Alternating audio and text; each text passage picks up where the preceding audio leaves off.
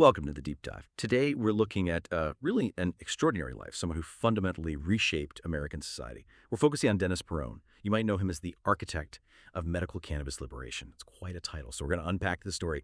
Imagine going from, serving in Vietnam to becoming this counterculture icon in San Francisco's Castro district, and all the while sparking what he called a 40-year career in cannabis liberation. It's quite a journey. You'll discover how one person's grief, their conviction, could literally change the world. Our mission here is really to pull out the most important nuggets about Peron's role, how pivotal he was in legalizing medical cannabis, and, well, how his legacy still echoes today. Okay, so Dennis Peron's story. It starts back in the Bronx, 1945. But the real turning point, the experience that really forged his life's mission, was Vietnam. It was there, right, amidst all the chaos, the trauma of war, that he first encountered cannabis. And for him, it wasn't just like an escape. It was a discovery, comfort, almost a balm. And then there's this moment he points to. Smuggling, believe it or not, 2 pounds home in his duffel bag. He later called that the symbolic start, the spark for his whole 40-year career in cannabis liberation. And after his service, he ends up in San Francisco. This is the 70s. He settles in the Castro district, which was just buzzing, And he pretty quickly becomes this key figure in the counterculture scene there. Yeah, and what's really striking about Peron and those early post-Vietnam days is how fast he moved. It wasn't just personal use anymore. He went from that act of defiance, smuggling the cannabis back, to actively building a community around access. The Castro back then, it was this hotbed of radical self-expression, political awakening. Peron fit right in. But he didn't just fit in, he was shaping things. He ran what people basically called a cannabis supermarket right out of his apartment. It was discreet, sure, but also widely known, a real hub. Then he opened the Big Top Café. And that wasn't just a restaurant, It became a gathering place. It really cemented his role in the Castro's social fabric, extended his influence. And it was around this time, too, that he connects with another really powerful figure, Harvey Milk, a pioneer in his own right. Right. They worked together on 1978's Proposition W. That was a local measure, trying to get the city to stop arresting people for cannabis. And it actually passed. 56% support from voters, which is pretty significant for the time. Wow, 56% back then. Yeah. But here's the thing. It was never enforced. The authorities basically ignored it. Well, what's fascinating here, and often kind of missed, is the groundwork these early efforts laid, even the ones that failed technically. It wasn't necessarily about winning right then and there. It was about showing public support, building awareness, planting those crucial seeds, For Peron, I think this early political fight, even being ignored, it taught him about persistence, about the long game needed for real social change. He saw that policy doesn't just appear, you have to cultivate it, often through lots of small steps before the big ones land. Right, so he's building this base, he's learning how activism works, the political side of things. But then 1990, his personal world just gets shattered. And that heartbreak, it becomes this absolute turning point for the whole movement. We're talking about the loss of his partner, Jonathan West, to AIDS. Just devastating. And this wasn't only personal tragedy, though. It was deeply personal. It was also this profound, undeniable proof about cannabis's medicinal power. West found real relief, significant relief from his pain using cannabis. And Peron saw this firsthand. It illustrated the benefits in the most direct way possible. And he said later that the grief, it didn't just break him, it lit a fire in him. That's what drove him to say, we changed the world. So what was it about that moment, that specific suffering? How did it transform his work from community stuff into this full-on political crusade? That's a really crucial question. Because if you connect this to the bigger picture, the AIDS crisis became this undeniable catalyst. It fundamentally reframed cannabis in the public eye in a way that something like Prop W, never really could. How so? Well, think about it. Before AIDS became so visible, cannabis was mostly seen through that lens of rebellion, right? Counterculture, illicit drugs, the war on drugs mentality. But then you had thousands, mostly young gay men initially, suffering horribly, wasting syndrome, intense pain. And conventional medicine often had little to offer for that suffering. Right. Suddenly, cannabis wasn't just a recreational drug. It emerged as this compassionate medicine, something providing dignity, comfort, basic relief. Peron's grief wasn't just his grief anymore. It became this powerful symbol. He could put a face, a deeply human suffering face, to the need for this plant. It forced people, society, to look past the old stereotypes and see the human cost, the human need. It shifted the whole narrative. From crime to compassion. And crime to compassion, exactly. Right. And Peron realized, I think, that this wasn't just about recreation or even just community anymore. This was about basic human rights, the right to heal, the right to find relief, And that reframing, that massive shift in understanding, it led to incredibly fast political action, at least in San Francisco. Just a year later, 1991, voters passed Proposition P, and the support is overwhelming, 80%. Yeah, 80%. That's not just a win. It's a landslide, a clear mandate. And Peron, being Peron, he doesn't wait around for, committees and regulations. That same year, he takes direct action, co-founds the Cannabis Buyers Club, and he called it the first U.S. dispensary. But this wasn't like the dispensaries we see today, was it? It sounds like it was something more revolutionary, maybe. And definitely risky. Oh, absolutely. Risky is an understatement. The Cannabis Buyers Club was so much more than just a place to buy medicine. Remember, cannabis was still totally illegal federally. And AIDS patients, they were often heavily stigmatized, isolated. So imagine walking into this place, the Buyers Club, and for maybe the first time, you're not treated like a criminal.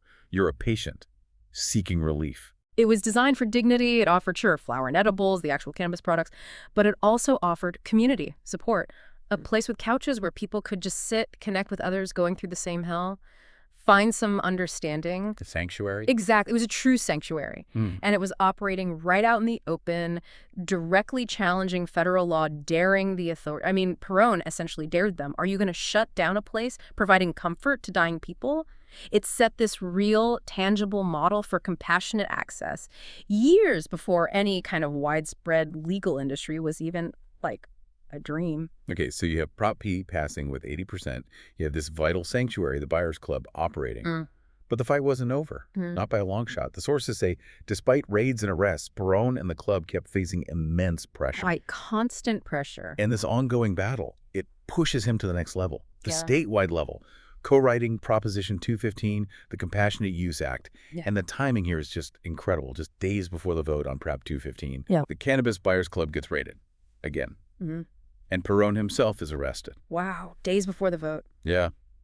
It really feels like this last-ditch effort to stop the momentum, doesn't it? Oh, absolutely. It looks like a clear attempt at intimidation, designed to scare people, maybe sway those last-minute undecided voters, create chaos. But the voters spoke louder, thankfully. Despite all that legal heat, the arrests, everything, Prop 215 passed. This was 1996. It got 5.3 million votes. That's 55.6%. A solid majority. Making California the first. The first state to legalize medical cannabis in the whole country. A huge watershed moment. And the impact wasn't just in California. Not at all. And this is what's so remarkable and maybe sometimes underestimated. That California victory, it sparked a domino effect. Over the next couple of decades, more than 30 other states followed suit with their own medical cannabis laws. It set this legal and, frankly, moral precedent. It made it much harder for other states and even the federal government to just ignore the issue. It gave courage, I think, to activists and lawmakers elsewhere to push for similar reforms. That one vote had massive national consequences. Thinking about his broader impact then, it's really striking how he bridged cannabis and LGBTQ plus activism. It wasn't two separate fights for him, was it? It seems like it was all under this one mission, dignity through healing. Exact. And that dispensary, the Buyers Club, we called it a sanctuary. It really was that, especially for the queer community who were dealing with AIDS and just profound prejudice on top of it all. How did he weave those threads together so effectively? Well, I think his life just powerfully showed that policy is personal. Right. And for Peron, the personal was political, deeply intertwined. His experience with Jonathan West, seeing that suffering up close, it made it impossible for him to separate the fight for cannabis access from the fight for LGBTQ plus rights. They were connected. Both fights were fundamentally about dignity, about compassion, about the right to live, and yes, sometimes the right to die, with comfort and respect. The LGBTQ plus community was hit so hard by the AIDS crisis, and Peron saw denying access to this plant, something that offered real relief, as just another form of the same systemic discrimination that marginalized gay people already faced. Okay, I see that connection. So for him, advocating for medical cannabis was an act of LGBTQ plus liberation. They weren't separate struggles.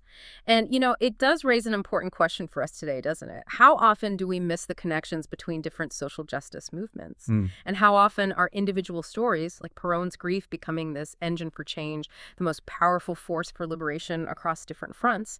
It's really quite poignant when you think about how his story kind of comes full circle. Before he passed away in 2018, he was 72. He lived long enough to see both of his huge battles largely won. Right. Medical cannabis was legal in many places. And same-sex marriage was upheld nationwide by the Supreme Court. Wow. And he actually married his longtime partner, John Entwistle. They got married in the world they helped reshape. A world where their love and the medicine that eased so much suffering were finally legally affirmed. That's incredible. It really is. You know, Peron wasn't some polished suit or a CEO type. He was a rubble grower. He was a grieving lover. He was a true believer through and through. And it's just a powerful, maybe humbling reminder.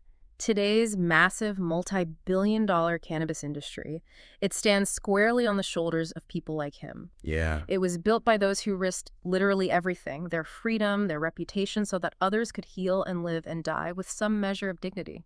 So wrapping this up, what does Dennis Peron's story really mean for you, listening right now? His journey is extraordinary, from a soldier finding solace in Vietnam to that personal tragedy igniting a national movement. It just powerfully shows how deep personal conviction, matched with relentless action, can genuinely shape policy, shape society. He faced huge opposition, raids, arrests, stigma. But his persistence, his clear vision, it ultimately changed the world for millions. His story isn't just history. It's proof of what one determined individual can achieve. Yeah, and Peron's legacy, I think it leaves us with a pretty provocative thought to chew on. How often do we really stop and consider the immense personal sacrifices, the sheer persistence, the individual struggles behind the policies and freedoms we might now enjoy, or maybe even just take for granted? We see the outcome, the change, but maybe not the long, hard, often deeply personal fight that got us there. So it kind of makes you wonder, what issues today are waiting for their own rebel grower, grieving lover, true believer to step up, to push for that transformation? It just hammers home that idea again. Policy is personal, and real liberation, real change, it often comes from those willing to risk it all for the healing and dignity of others.